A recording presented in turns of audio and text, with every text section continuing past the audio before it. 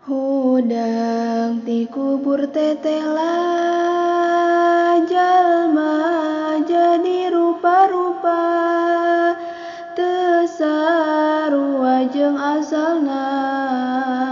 sakumaha ge amalna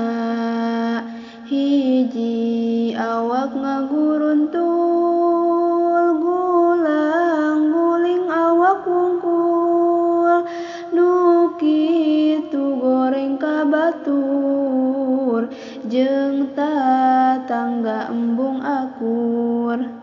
ari anu kaduana jeung babi taya bedana kana salat lalawora ninggalkeun bari dihaja tilu nu beteungna kembung eusina ku sanehurung kana zakat eta embung akhirna bakal kaduhung ari anu kaopatna geuting ngocor ti bahamna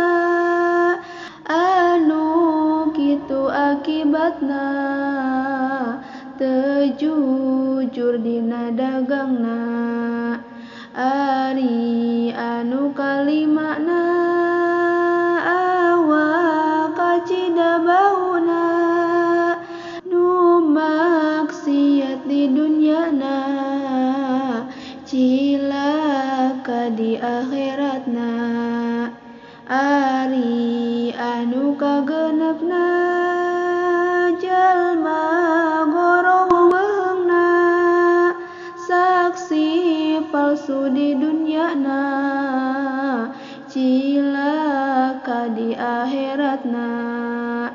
tujuh jalma teu letahan nyerina teu katulungan kana bener teu nyaksian henteu sieun ku pangeran dalapan jujungkiran parjina bijilna nahan kana zina dilakonan henteu sieun ku pangeran salapanu banget hideung ari beteung kembung pisan eusina ku sanehurung harta yatim digugulung 10 corok jeung lerpanu nganyerikeun kolotna goreng ka indung bapana